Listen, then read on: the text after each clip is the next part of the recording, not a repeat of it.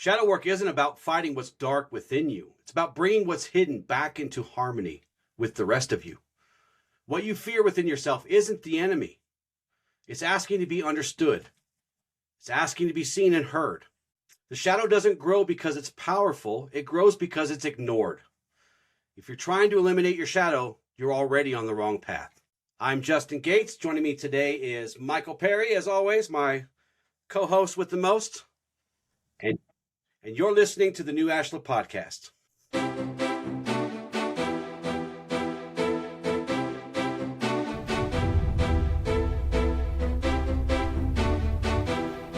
Hello and welcome to the new Ashla podcast, embracing the shadow through self-mastery.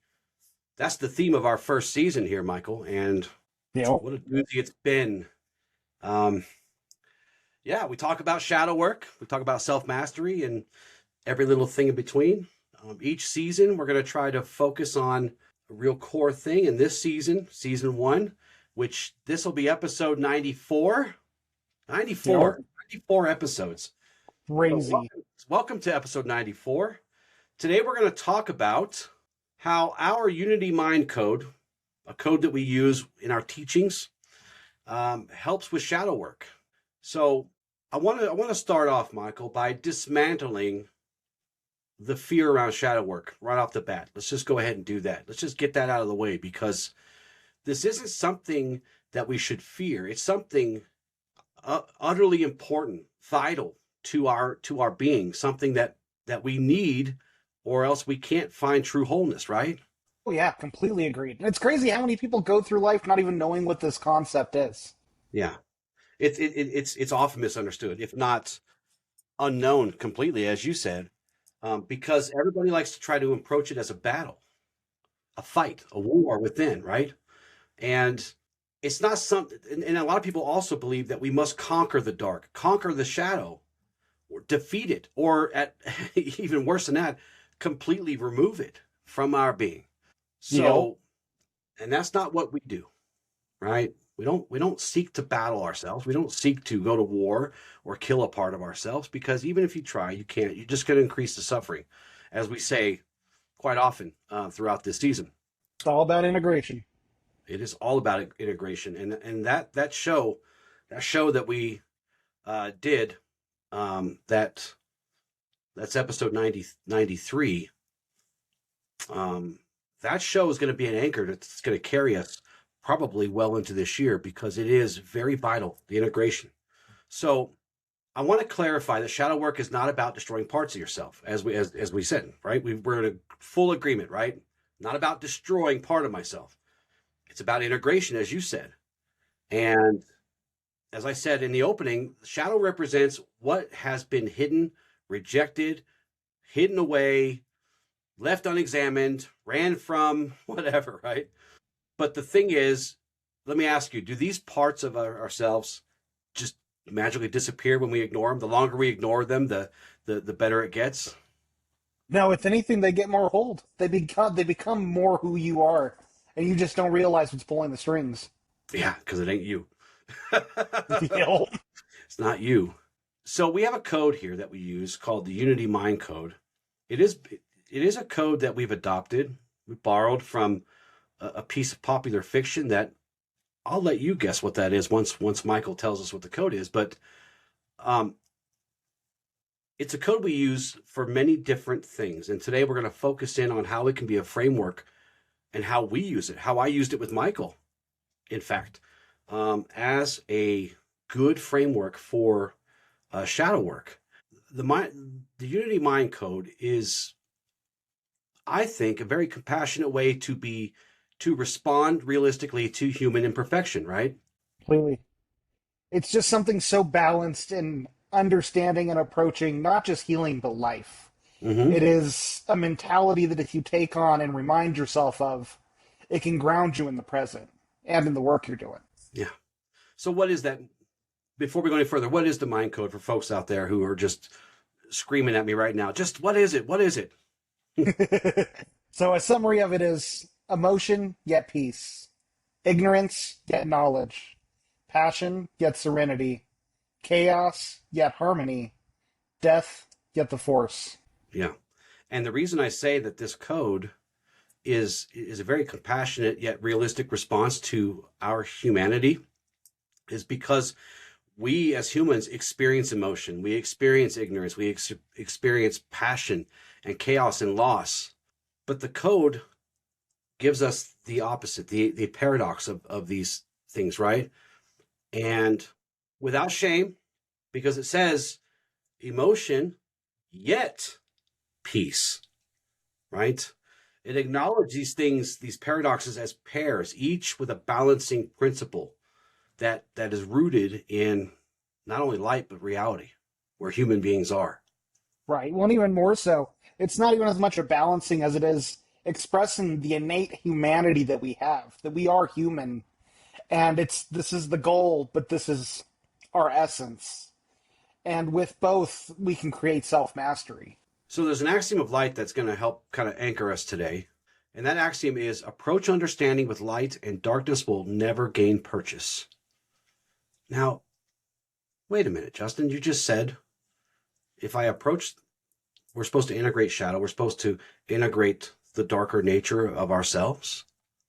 But if I only approach it with light, then I'm coming at this imbalanced, right? Michael just told me a code that kind of helps balance these things out. This, yet this, this, yet this. When we talk about approaching everything with light, what we're talking about is seeing the truth of the paradox, the underlying paradoxes in everything. We're trying to, I guess, vocalize that life is a complete thing. Wholeness is important. It's not just this or this. Both have to be together. And so what this axiom tells us is that we must approach the dark, we must approach shadow without fear, without judgment, without forcing things, without some concocted expectation of how it's going to end up, right? Because, as this axiom tells us, and as we talked about already, we've established that to ignore the shadow parts of ourselves is to make it turn into a big, scary monster. And this axiom reaffirms that, right? It says darkness only gains power over us when it is met with either resistance or avoidance. But when we approach it with light, with truth, with curiosity, with compassion, it loses its hold on us and we are able to work to integrate it there, right? Well said.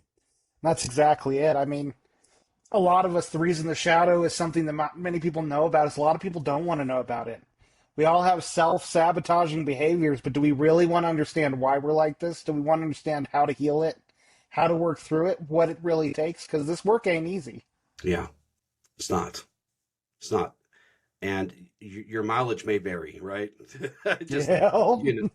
we all go into this with kind of the same hopes but each of our experiences will vary with it. And as we talked about many times before, throughout the season, it's best to have good friends next to your side or trusted teachers or mentors too, who can sit with you and understand, yep, and not lie to you. This is not going to be easy. This is going to be difficult. It's going to be difficult for me watching you go through it. And at times, Michael, I'm still going through it at times. We all do. This is a forever process, right? Yeah. Guaranteed. So if you're here for a conversation about eliminating darkness, right?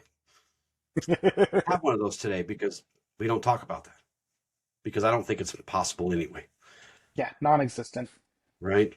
This is going to be a conversation about understanding and then integrating how to restore harmony, at least little by little.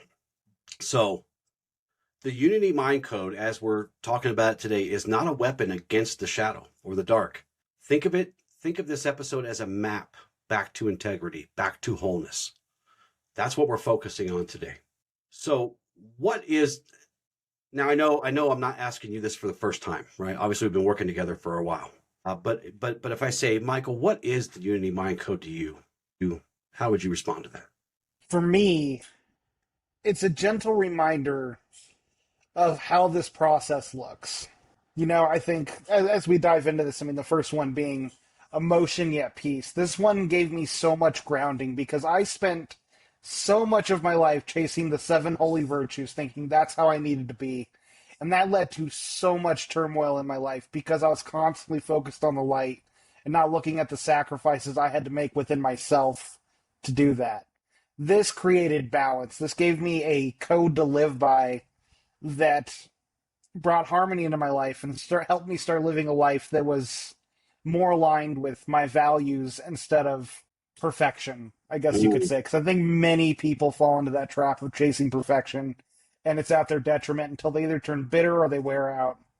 yes, yes, perfectly stated. Because I'm gonna tell you what the Unity Mind Code is in the framework of shadow work by telling you first what it's not.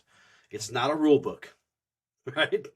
It's not a rule book, and it's not a moral checklist. Again, it's a map. It does not tell you what you must be. It shows you how to navigate where and what you already are, because it does literally from the get go and all the way through. This code begins and ends with a deep acknowledgement of imperfection.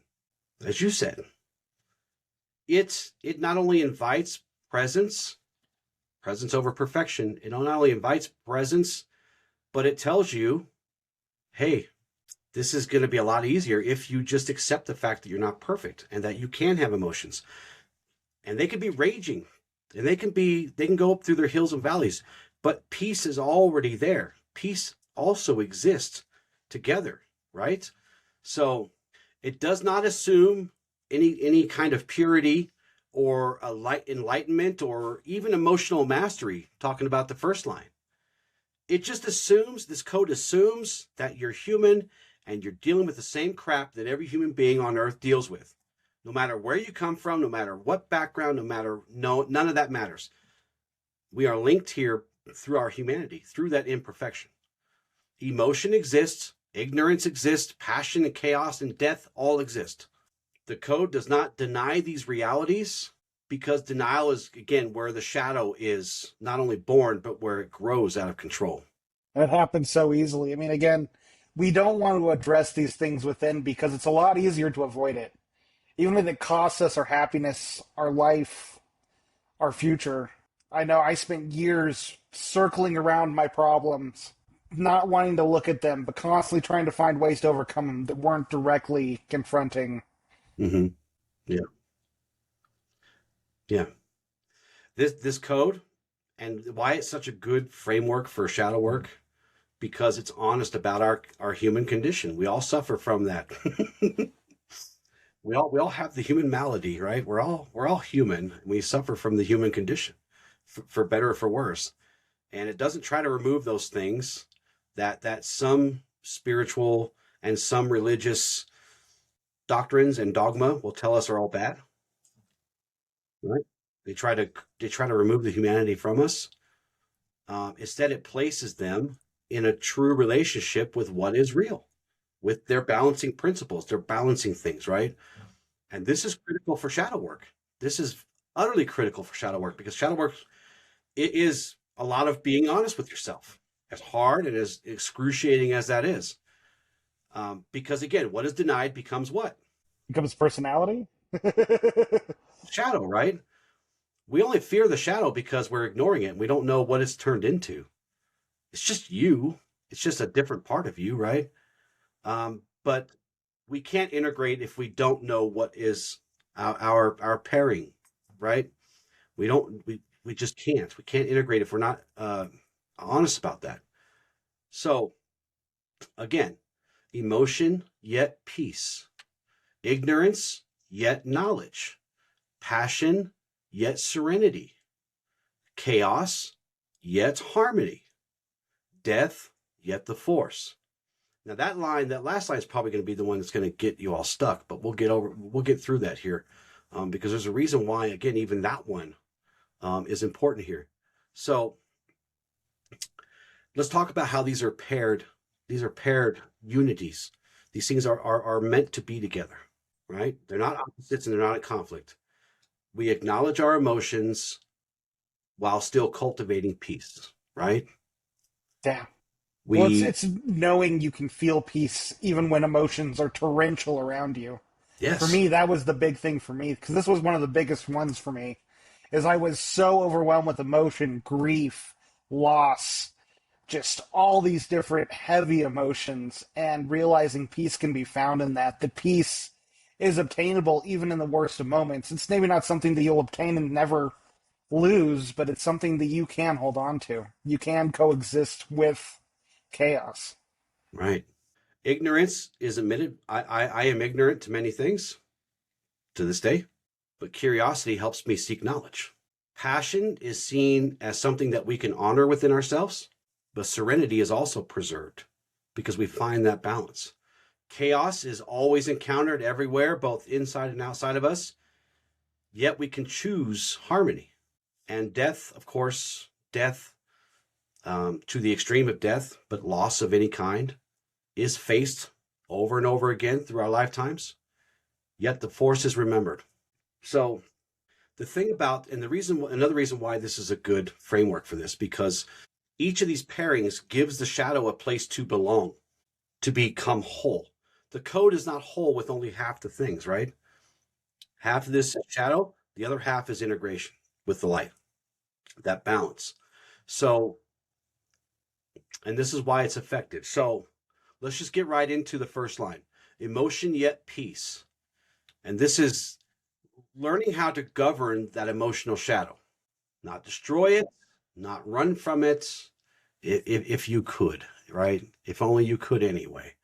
So this is one of the things, and you said it perfectly because it's something that you went through. This is one of the dynamics of the shadow that people struggle with a lot, is their relationship to emotion. And most people fall into one or two extremes when you say they are either in denial or they're ruled by it. Both of these are gross imbalances. Well, when it comes down to it, I mean, like you said, they usually fall in the two extremes. I know for me, it would be like I had half my emotions that I would keep completely locked away, and the other half, which would be at the surface on turned volume turned all the way up. Mm-hmm. And it was crippling because I went through life denying myself emotion, anger, jealousy, freaking like what else is there? There's tons of Right. them. Right. Yeah. And when you deny one or promote the other as being good, bad, um, it doesn't help. And denying emotions, they don't disappear. They They just get become repressed, more yeah. volatile, right? You know, I mean, you look at a lot of people who go through life not feeling anger, and in their old age, they become so bitter to the world Mm-hmm. because that Yeah. anger slowly becomes a part of their personality. Whether they like it or not, that repressed energy finds a way out. The shadow. Yeah. It'll leak. It'll leak out from every possible direction it can. Either it comes out sideways through irritability or resentment or anxiety or just these volcanic eruptions that just feel completely out of proportion for what you're dealing with. And denying these things does not create peace. It creates more pressure. And as you said, eventually it comes out. But on the other side of that, unchecked emotion allows them to dominate us completely, right? When emotion is treated as an absolute truth, it takes control out of behavior, and your decisions then become reactive. You justify everything you do. Justification replaces wisdom, even. That emotional state begins to rule the moment rather than inform it, rather than enacting as emotions should be, as messengers. Hey, this is coming. Time to pause and react and think about this for a minute. Respond, not react. So this Well, you pair, give the emotions that steering wheel, right? right? It's they dominate life, and you leave with so many regrets. I mean, it's like I know a lot of people like this, and when their emotions are on their sleeves and they let it take hold, anytime it's there, anger, frustration, it's destructive. Yeah. And this is where the paradox starts coming in. And because we're not saying that emotion instead of peace or peace instead of emotion, we're acknowledging that both exist within the same being, within inside of you. The emotions are real and powerful, but they are not sovereign over you. They are tools, they are messengers. They provide information about things like our boundaries, our values, or needs and wants and desires that are unmet, right? But they do not get to decide actions on their own unless we hand over the keys, unless we hand them the wheel. And emotional shadow work begins with discernment. The question is not, what do I feel? Alone, anyway. That's not the only question. But what does this feeling require of me, if anything? Where am I feeling it? Why am I feeling it? It's time to go investigate. Often your emotions have really important things to tell you. If you're feeling anger, don't repress it, don't hide from it. Anger can be telling you your boundaries are being crossed, you're being Mm-hmm. violated in some way. It can tell you when you need to stand your ground on something. Yeah. Doesn't mean go into a rage anytime you feel it, but Well, and when we notice them early, right, when we treat them like messengers, they can be worked with. We can work to pause and we can work to respond instead of just react in anger or in rage or whatever. But again, when we ignore them or even when we either ignore or indulge them, they deepen that shadow. And I'll take you back to the axiom: walk in the path of light, the path of truth, the path of acceptance, right? Which helps leads to contentment with this is I have these two things. I must accept that. I must find peace with that. Means that we can start to end that internal war against emotion. And, inner conflict is where that shadow takes root. Peace does not come from silencing emotion. It comes from accepting it without being consumed by it. Um, because perfectly said. to deny emotions is to deny that you're a human. We all have them. We all have them. We must learn to feel without obeying those feelings, right? We must let emotion be present within us without surrendering our sovereignty to it or authority to it. We also must learn to acknowledge them without indulging them. They're not in charge. Name what's And without happening judging them. and without judging it. Name what's happening without feeding it through justifications or stories, right? Without being ashamed by them, without blaming them, blaming yourself. So I want to remind you that peace is not the absence of emotion here. It's the presence of balance. It's that balancing fluctuation here. Not always perfect, but when you pay attention, when you're present, you can kind of keep it here. And the key to this is holding these emotions within an awareness and guided by our better intentions and through acceptance. They're here. They're here and they're not going away. You can hide from them, you can run from them, you can suppress them. The check always comes due at the end of the meal, right?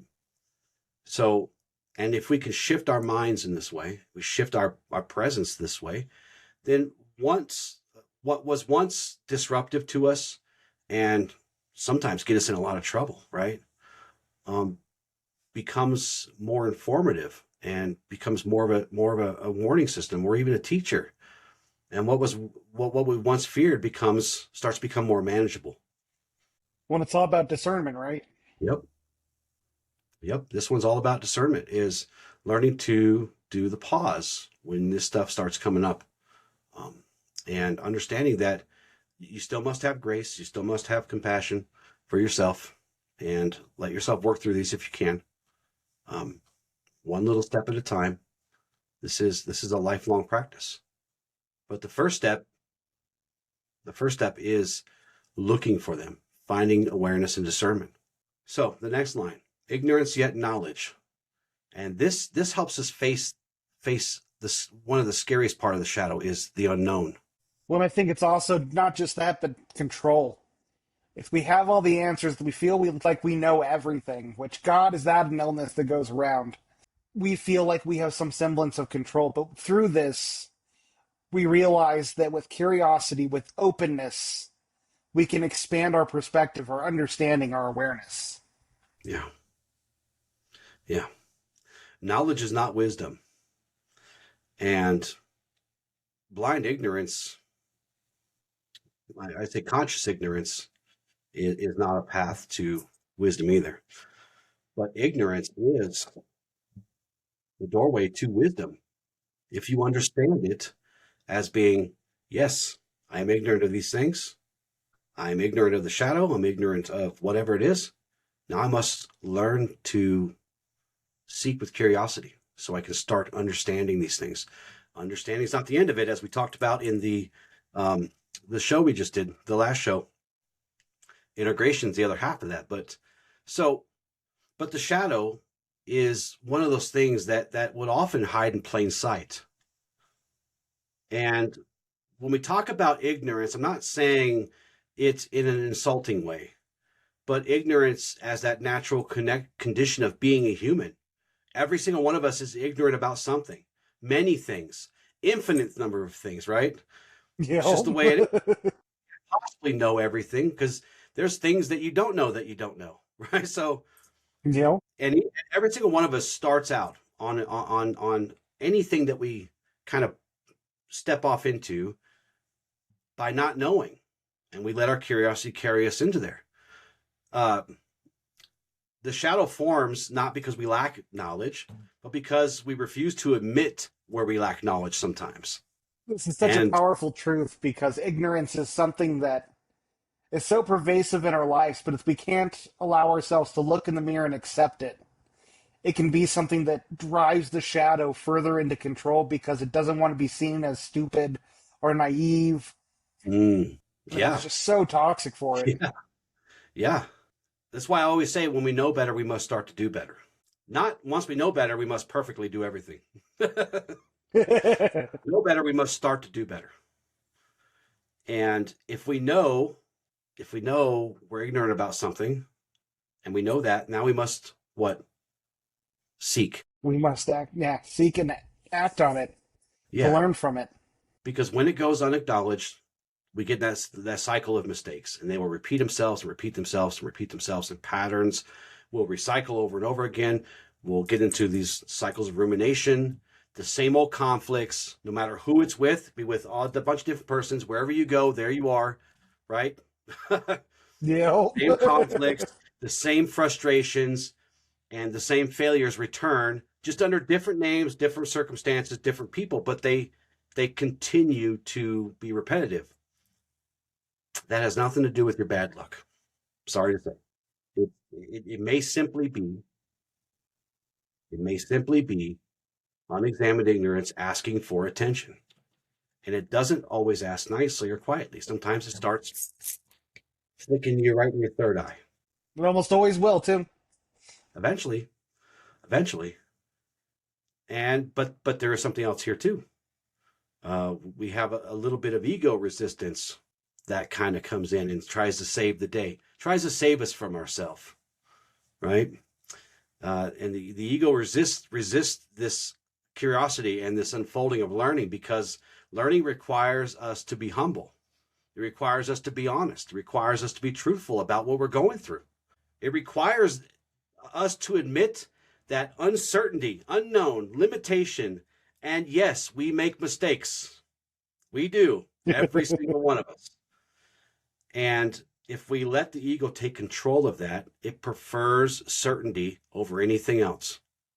I'd rather the devil I know than the devil I don't. And even when that certainty is false, can't really be certain of anything in this world. No.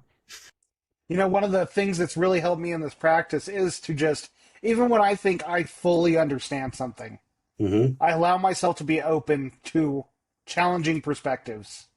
I might need to chew on it, spit it out if I don't like it, but the more I let myself be open, the more I allow myself to learn. Yeah.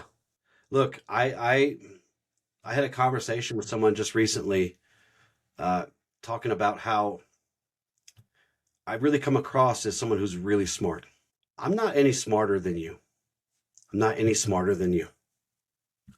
I'm just perhaps more curious than some, right?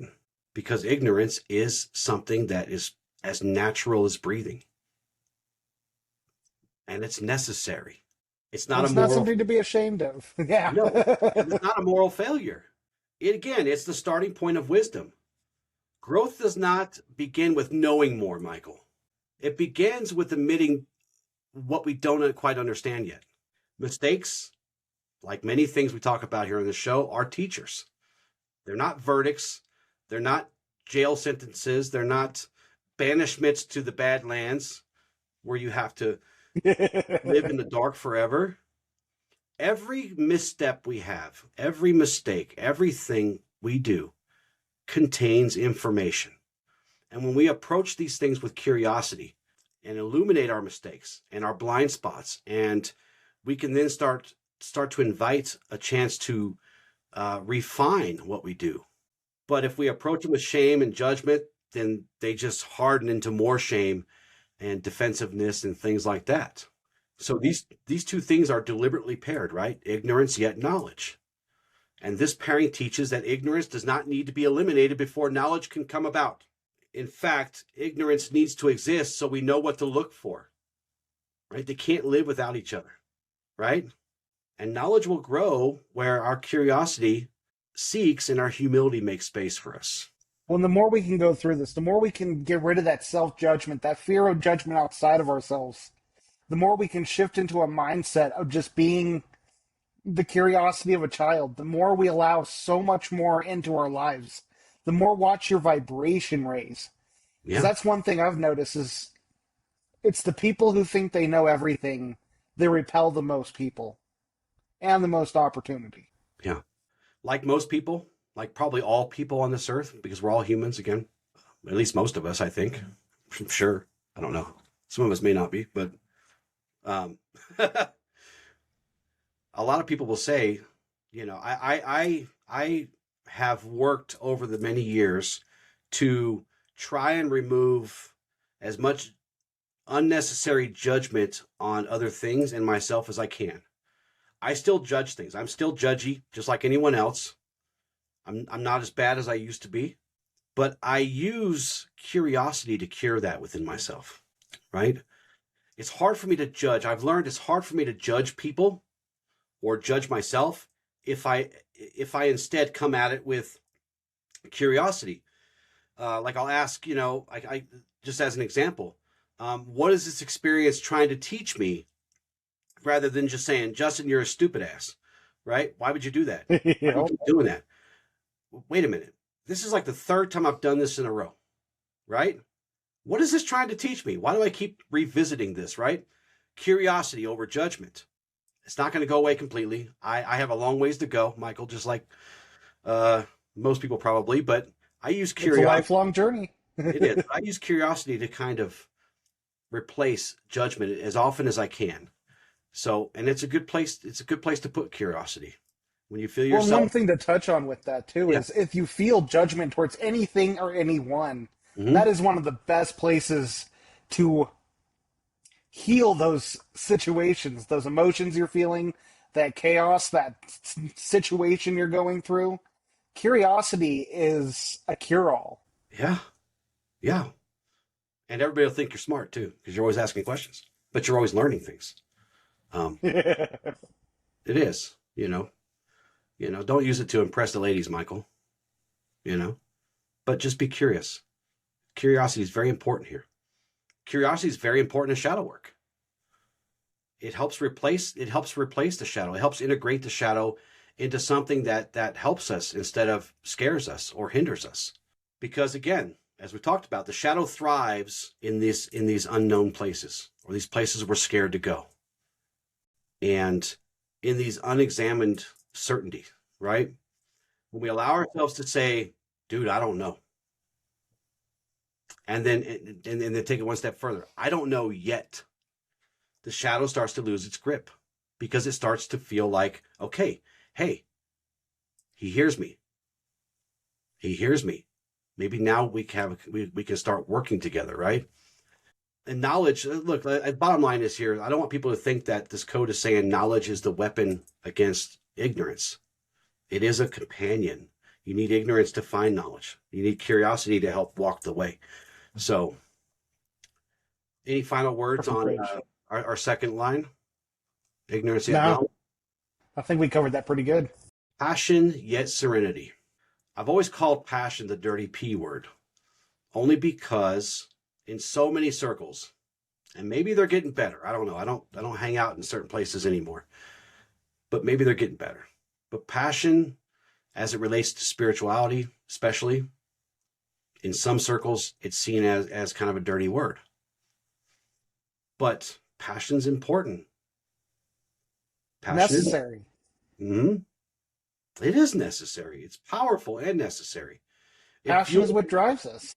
yes, it drives and fuels our commitment and our devotion and our creativity and even and our service. It's what we live to do, serve, right? It's often what brings people to a path of meaning in the first place. But but without balance, it doesn't remain passion for long. It becomes a different word. And that word is attachment. Attachment. Yeah. Yeah. The shadow of attachment. We did a show on that. Tell us about the shadow of attachment real quick. It's a need for control. It's letting your passion become the dominant force in your life. That's why serenity is what's partnered with it. You Yeah. must have temperance. You must have discernment. You must be able to love unconditionally, because once it becomes conditional, you start jumping into attachment. You start jumping into needing to control people, Mm, situations, outcomes. And it's yes. great to be passionate about these things, but there's a fine line between passion and attachment. Be passionate about serenity. Yeah. Be passionate about balance, right? Because yes, 100%. It narrows our perspective because we always think we're right. It turns our desire into fixation, which is not good for us. It takes the need to control a situation to a specific outcome. And that's not good for us either. That will literally override wisdom, and it will stomp on patience, and it will make discernment disappear. This increases our suffering. Period. Attachment is the shadow of attachment is not love, and it's not dedication. It is fear disguised as commitment. It's the belief that something must go a certain way in order for us to be whole, safe, and justified. Right? Shadow work's very important here because the shadow work asks us to notice where desire has crossed this line, where passion has become imbalanced. And you said it perfectly. This is why serenity is paired with passion. It doesn't extinguish the fire of passion, it contains it into a manageable thing. Think of a campfire versus a forest fire. Right? Campfires can be controlled and they can be used for good. Wildfires, there's no discernment there. Everything burns. Everything burns. A campfire provides us warmth and light and gives us a place to gather. Who doesn't love gathering next to a campfire? Except for the Ain't person that the in the smoke. truth? Except for the smoke follows me all the time. I don't know why, right in my eye. But I love it because it's where we gather. It's where we have fun. It's where we talk. It's where we get things done. A wildfire consumes all things, destroys whatever it touches indiscriminately. Now, to help understand passion here, the difference between these two is not the presence of fire, but the presence of how we contain it and control it in a good way. We don't want to force outcomes, but we do want to contain the things and find balance to things that are actually good for us. Fire's good for us. It served human beings well, right? For a long time. Hands down. So there's a question. So I'm going to ask you a question, and I ask you guys too.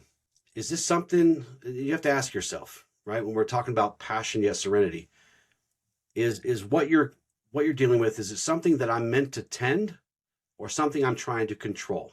That's really the question here, right? Because Michael, This is a sneaky thing. I was just going to say, not everything is yours to fix. Sorry to tell you. Sorry to break it to you. You can't go out and save the world. And that was always my issue, relationships, trying to find people that needed fixing. And I never thought about it like that. But it's exactly what I looked for because I thought it gave me a sense of control, a sense of possession over having their love because I was there to save them.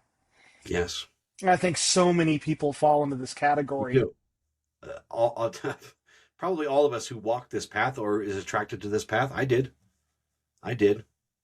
It took it took my very first domestic violence call to learn that lesson the hard way. I learned it the hard way. And I won't be dramatic and say I almost lost my life, but I almost got messed up pretty bad. So I learned that the hard way. I did, and we all do, right?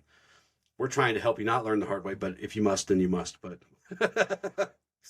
so, not everything is yours to fix. Not every battle is yours to fight. This is where we must introduce emotional and spiritual maturity. And this is something that our path teaches. And it becomes very clear through the teachings that these things, these emotional and spiritual maturity is knowing when to act and when to step back and to allow things to happen, right? Yeah. There are I mean, times, it's as simple as questioning your motives. Why am I doing this? Why am I committed to this path? Is it control or is it fulfillment? right? There's an axiom of light that really tells us all we need to know about this. You cannot always use force against what opposes you. And this axiom acts as a stabilizing force here. There are times when force is not only ineffective, but it's overkill, it's harmful. And when we apply this idea to inner work, shadow work, force will just strengthen the shadow by increasing resistance. Surrendering to the idea or to the knowledge that our shadow is a part of us, we must accept that, surrendering to that. And when we do that through choice, consciously, the front part here, right? That's when integration can start to happen, step by step. Passion is good when we temper its fire with stillness, or serenity in this case, right? We must work so that passion can be guided by calm awareness and discernment, and never by urgency. We must replace control with trust. And I've said this a million times, but trust does not mean being passive either. It means releasing that illusion that outcomes define your worth or your success, because they don't. You can fool yourself into thinking that they do, but they don't. If you ask 100 That's people such a what good point. success are, they have 100 different answers. And that's okay too, which means we can't really define success in that way, not through passion, not even through serenity alone, but through a balance of both. Well, and just to add to that, I mean, it's the whole spiritual path, whether you're following the path of Ashla or any healing practice, it is surrender. It is the willingness to give up to the universe and trust in all things and all people. And in With yourself. discernment and in yourself, yes. One of my favorite shows that we just did recently, and that's on self-trust. And self-trust is not something we feel, right? It's what? Something we develop. Yep. Something we develop through practice, through discipline, right? All right, the next line. Chaos yet harmony. This is again, I won't say this is the toughest one, but it can be tough. And there's an axiom that I want to anchor this line with. Never give in to darkness, Michael. Never give in to darkness. Should an insidious influence take hold, let calm and peace be your guide. Wow, This axiom helped me so much. sounds really fancy. Tell us about it. Man, when you're in the eye of the storm, when you're going through the trenches of hell, it is so easy to be swept up by those winds. But you gotta be still. You got to be present. You must find harmony in those moments because only then will you have clarity. Mm-hmm. And that's another way to build trust. You got through it. I want everybody right now to take a minute and think back through all the crap you've gone through, all the stuff that sought to kill you and crush you. And yet here you are. Here you are. You made it through all that stuff. You're probably going to make it through the other stuff too if you keep on keeping on, right? Yeah. Working with You fear. survived 100% of everything you've gone through. Yeah, up to this point. And I have faith in you, and you must trust yourself that you're going to get through the next stuff too. But this gets difficult because working with fear and chaos is tricky, especially because fear will often present itself as a means of protection. I mean, it tells us it'll keep us safe, right? Still, Hey, I'm the one that keeps you alert and prepared. Mm, fear is no friend of a human being. Caution is something different. Just to kind of put that out there, right? well, that Caution, example's so good. I know yeah, I spent so much of my life always calculating what's the worst case scenario for everything I was going through, and that never served me any good. And 99.99% of the time, out of the thousand outcomes I predicted, none of them came about. yeah. And then, and in some cases, you have a bunch of crap you can't even use anymore. Yep. If you're, and I shouldn't say this, but if you're someone who goes overboard with being prepared, um, you just end up needing more house and more space, put everything in, Yep. and then more, and then more, and then more. But then the ills of the world will also start to consume you there. You know? I've seen that firsthand too. Yeah, me too. Me too. So fear and disorder, fear and chaos is very difficult to deal with, especially, and it's misunderstood when we talk about shadow work, because again, it offers itself as here. I'm here for you. Fear. My name's Fear, and I'm here for you. I'll keep you safe. I'll keep you ready. But if we don't look at it from the perspective of what it really is, it will erode our confidence. It will erode our self trust, and it will remove clarity. It doesn't preserve any of those things. Fear is not the same as caution. Again, caution is measured, responsive, not reactive, and grounded in what's actually real. Fear, on the other hand, is reactive. It's imaginative. It's illusionary, and it's always it's mostly based in a future thing. The axiom of light: future is always in motion. It's always in motion. Fear, fear will fill in that missing information with the most worst case scenarios about the future, but at the same time, demand immediate present action. Yep. And there's nothing you can do in the present half the time. And anything you do is going to make it worse. When I say it like that, it almost makes me sound crazy. Fear fills in missing information with the worst case scenarios and then demands immediate action now for something that may or may not happen in the future. This is how fear feeds chaos. And fear thrives in chaos. It thrives in disorder. It will fragment our attention. It'll scatter our energy. It'll pull our minds in a million directions at once, right? What happens when our inner state becomes so destabilized and just so chaotic? We can't manage anything. We're so stuck in the future that we don't have power over the present. We can't do things that'll actually benefit us because we're so far into the future that we're trying to prep for things that may never come to be.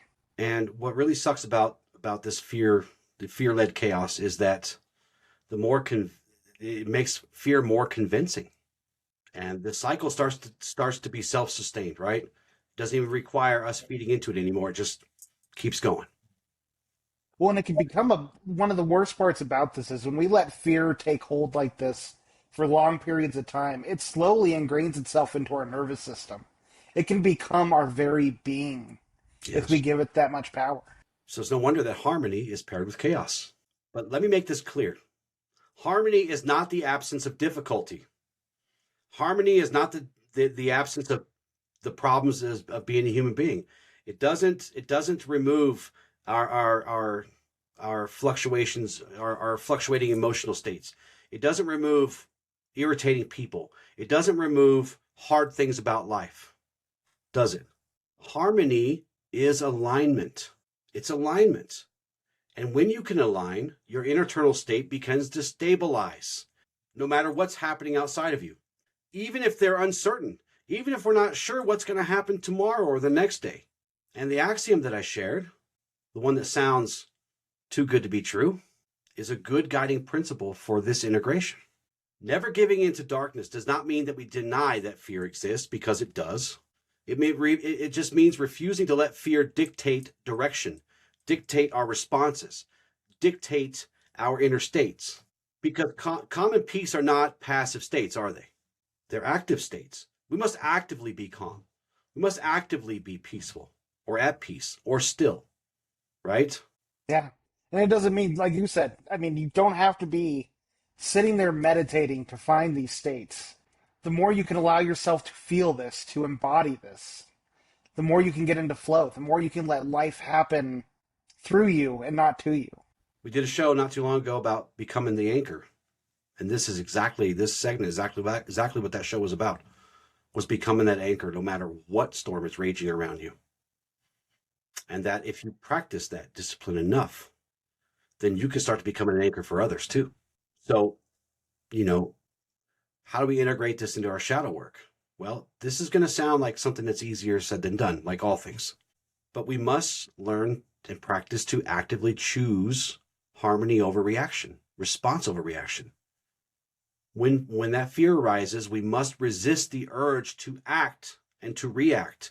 Allow alignment to return before responding.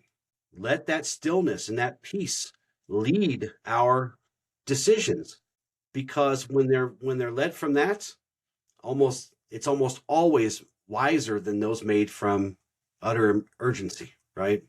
So fear loses its power when calm is present. And harmony, again, doesn't eliminate these things, and harmony does not even eliminate fear. It recognizes that these inner landscapes, so that fear is no longer dominating the landscape, taking the wheel. When peace becomes our guide, the shadow of fear fades into awareness. We know it's there, but it does not control us. Well, it's the only way intuition can speak. Yes. I know that was something I struggled with dramatically. Was I had this chaos going on around me, and I was trying to. Is my intuition talking to me? And no, it was fear trying to whisper in my ear, taking on that false guise. Yeah. And once it gets a hold on your body, it gets very difficult to integrate, right? Separate. Yeah. Yes. We can no more defeat or kill fear than we can our emotions, but we can work to not let them control us. So the last line, death yet the force. This is the shadow of endings and loss. And this is really one of the deepest shadows that we all face. It's not so much the fear of death for a lot of people, but the fear of endings. We don't want to end. We don't want other people to end. We don't want our jobs to end. We don't want our relationships to end, right? Because really endings, we fear endings are going to threaten our identity, right? 100%. That's so beautiful said, because yeah. Well, it's like when we often, this is the one thing I found, is when we're going through life and we feel stuck, this is what we're missing. There is something we are holding on to that we know on the other side is the unknown. Transformation. It's a releasing of bindings, but it's easier to stay shackled. Yeah. We just did a show recently. We've done a few shows on grief and grieving. We just did a show more recently about grief and gratitude. And again, those are another paradox. People like to fight against each other, pair against each other as a fight. No, those are forces that integrate, right? But we fear losing our identity mostly, and because I think you said it many shows ago when we talked about relationships. When a relationship breaks off, that relationship almost became its own identity, and once it breaks, then we fear what? We lost our part of our identity at that point. But they definitely challenge our continuity. Because our ego is confronted with impermanence. Well, I think one of the things with that, we look at attachment disorders, and when it comes to an avoidant, when it comes to the avoidant personality, their number one fear in relationships is losing themselves to a relationship. But a relationship is symbiotic. Mm-hmm. The relationship will impact you, whether for the good or for the bad. But there's no not letting that become a part of your identity. And like you're saying, when that ends, soul searching happens. It happens to everyone, especially for long-term relationships. Yeah. The fear of endings prevents transformation, which is ultimately our goal. We want to grow, we want to heal, we want to transform. But when we're so the last line we talked about being scared of the future. Now we're kind of talking about scared of being scared of the past, or because we cling to what was with a death grip. You know, We try to block what's emerging, what's trying to come about, right? And will resist this because we are attached to form, and we're attached to roles and stories and identities, because all those things at one time or the other served us as stability, as a platform, as a foundation. And yes, it sounds crazy, but I guess we're all a little crazy, right, Michael? Because even when these things no longer serve us, we would still prefer that familiarity over that uncertainty of the future. So why this pairing, though? Death yet the force. Well, because this line reframes death or loss, whatever kind of loss it is, not as an annihilation, but as a transition. And within our philosophy, within our path, death is not the end of existence. Loss is not the end of anything. Endings are not a loss of anything. It's a movement within a larger, continuous flow that connects us to everything. The force does not cease when form changes. It persists, it adapts, and it carries forward. I think I lost Michael there, but we're going to keep going. So again, this doesn't just apply to physical death, but to the death and loss of identity, possessions, job, relationships, whatever. But it's important because this stops us from evolving. Our beliefs must grow and evolve with us. Versions of ourselves fall away. And these moments feel like extreme loss because something recognizable is dissolving, is ending. The shadow work here invites us to see these moments not as failures, but as thresholds to a new beginning. So these endings are necessary for becoming. Without allowing the old identity to die or being scared of the future, a new one cannot take shape. A new path cannot take shape. A new identity cannot take shape. So the Unity Code as a framework for shadow work. And I want to bring you guys back to kind of this central idea. The shadow work is not about eradication. Nothing within you needs to be destroyed. You don't need to be fixed. None of this is necessary for you to become whole. Shadow work is about balance. It's about integration. It's about restoring relationship with yourself. And this mind code, this Unity mind code does not operate on polarity. It does not divide the self into light versus dark or good versus bad or whatever kind of dogma you want to think of. It certainly isn't, it doesn't divide us into what's acceptable versus what's unacceptable, right? right. It's about pairing. It's about two things that are equally as important, living in harmony together. When it's the reminder of humanity. Again, Mm-hmm. it's like when you're trying so hard to shoot for the light, the greater the light, the bigger the shadow it casts. It reminds us that we must be realistic with who we are as people, and that even the parts of us that we think aren't good are actually something beneficial. It is something that is a part of us, and that we shouldn't shun it. No, and in fact, if we do, it just creates more suffering. Emotion is paired with peace, not suppression. Ignorance is paired with knowledge, not shame. Passion is paired with serenity, not denial of. Chaos is paired with harmony, not control. Death is paired with the force here, not annihilation. And this is why this code works so effectively for shadow work. It doesn't exile a part of you, Michael. It helps you find context for. The shadow loses its intensity when it's no longer alone, when it feels like it's time to start integrating. Time when we pay attention to it, when we call it to us, not shun it, not ban it to the Badlands, but to call it to us. To Because, embrace it even. yes, exactly. Because this human experience of ours, we must hold these things in relationship to each other. Not dominance over one, not eradication, but in relationship to. We really start to understand or integrate the shadow by understanding it first, not forcing it, creating clarity, illuminating it without being aggressive towards it, or shaming it, or banning it. Because really, when something is understood, it does not need to hide, right? Well, Have it's you like the ever word been, of the day, curiosity. yes. Have you ever been to a place where you were completely misunderstood and it felt like crap, right? But when You you know? found people or you found a place to belong, and you were understood, and maybe even not even understood, but accepted for just how you Yeah, were. feels like home. Yeah. Yeah. Here's the core insight about today's show. What you bring into awareness loses its power to control you. You must regain your sovereignty. Awareness of and integration of changes the role of the shadow. It moves from a driver to an informant, to a part of you, from a saboteur to a signal, even sometimes, from a threat to a teacher. Now, this isn't something that you apply once and move past. One and done. We don't do those because those don't exist. If you choose to, it could be a framework for you to return to again and again.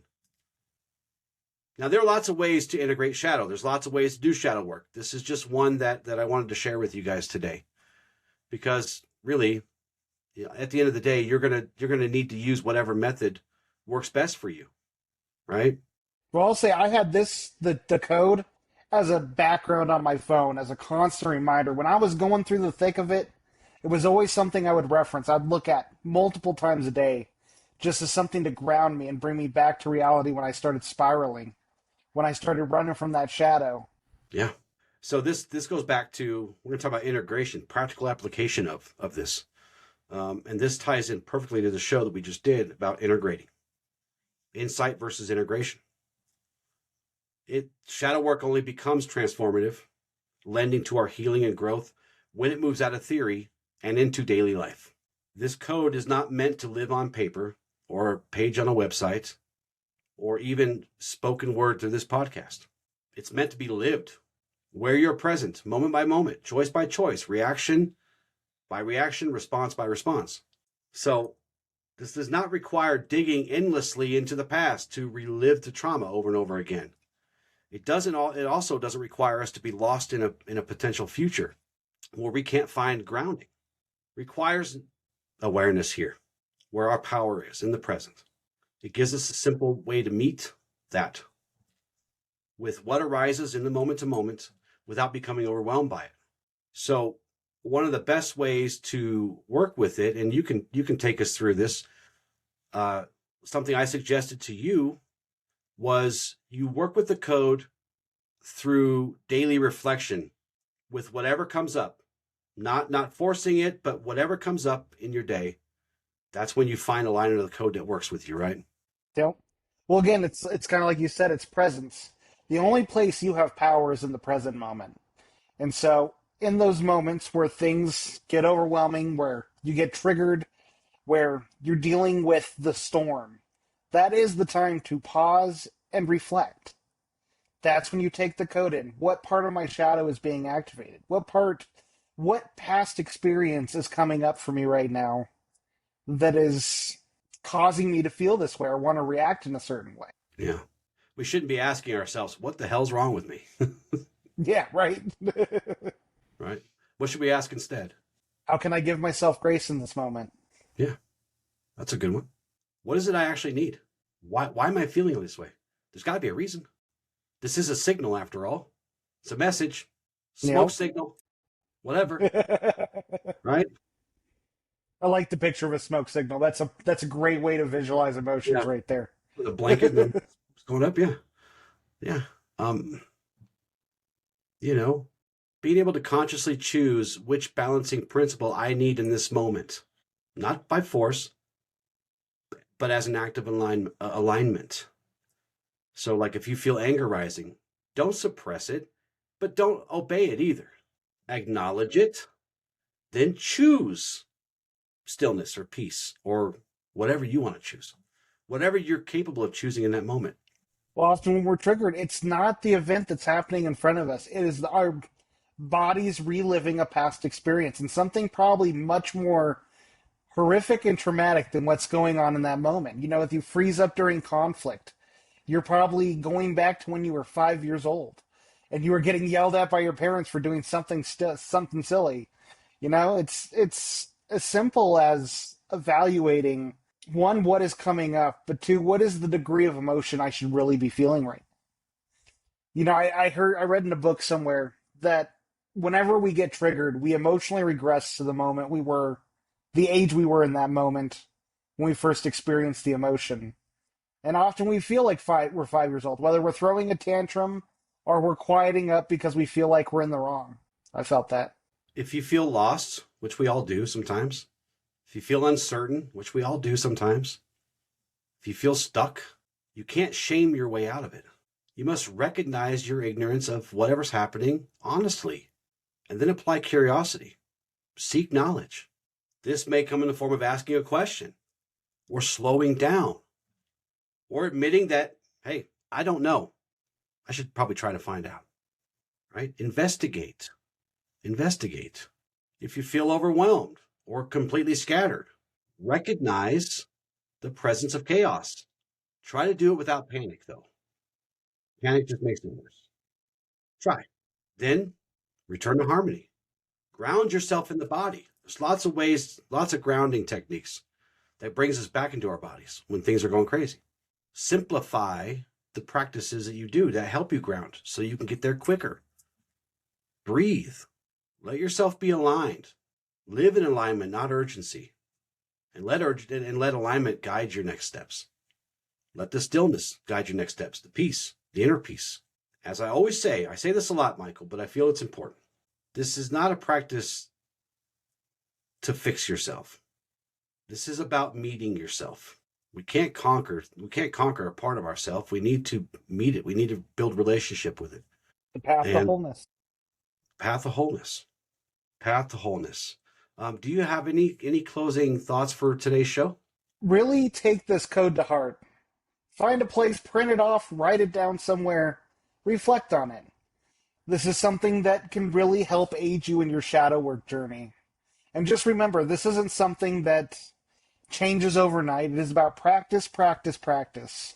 But as long as you're willing to meet yourself where you're at, not more ahead, not more behind, where you're at right now, and you start cultivating these skills, you start cultivating this practice, the more you're going to find your way. But be patient with yourself and try not to judge yourself. Yeah. It's also to return to one really essential point here.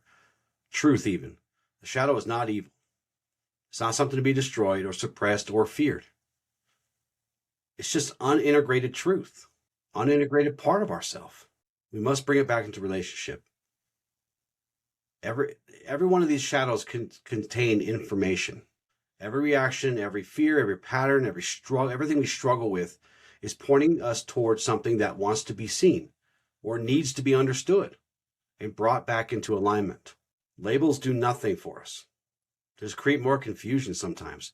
So we shouldn't label these things as good or bad or wrong or right, because when we do that, we just guarantee that it's going to keep acting as a shadow and acting from that darker place. When we allow it to, when we start to understand it and begin relationship with it, it begins to teach us things.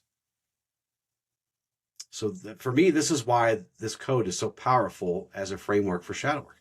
It doesn't ask us to deny anything, to deny our humanity, our imperfections, especially in the pursuit of spirituality, which people often take kind of this purist look at, right? It's like, oh, you must shed all things and be nothing but spirit.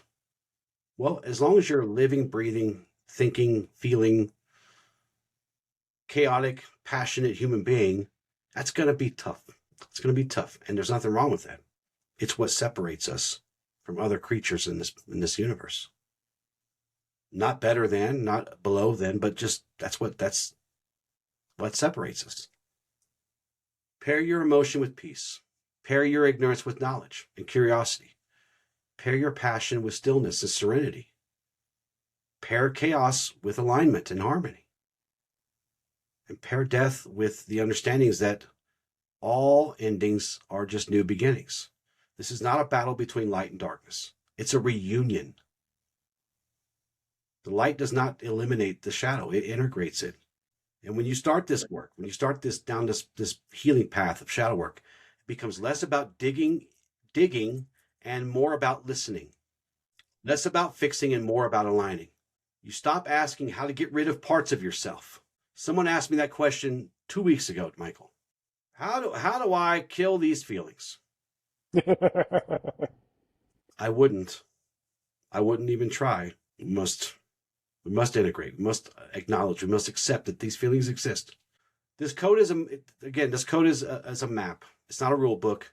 It's a reminder that we can be whole no matter what's happening, no matter what parts of us need work. And it's a reminder that wholeness is not found by becoming something that you're not already authentically are, right?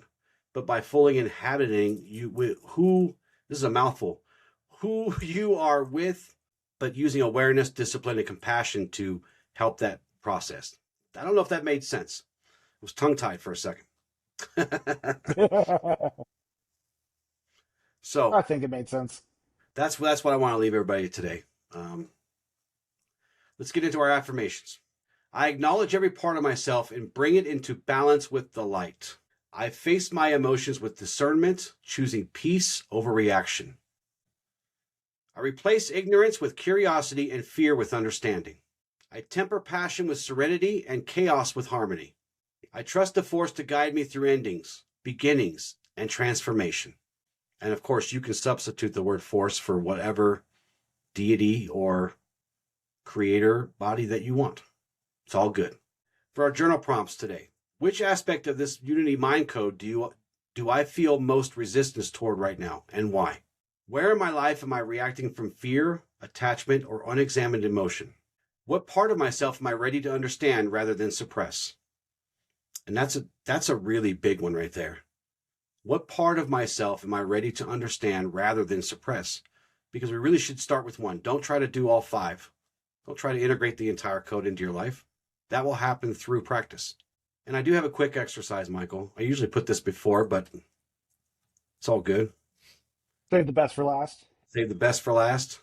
I want you to find a quiet place, sit comfortably, and settle your body and settle your breathing.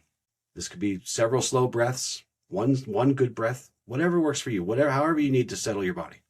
Bring to mind a shadow aspect that has been resurfacing a lot lately. This could be, for example, fear, anger, doubt, confusion, attachments, resistance, etc., etc. Now I want you to identify which of the code pairing applies most clearly to it. If it's an emotion, pair it with peace. If it's ignorance, pair it with knowledge.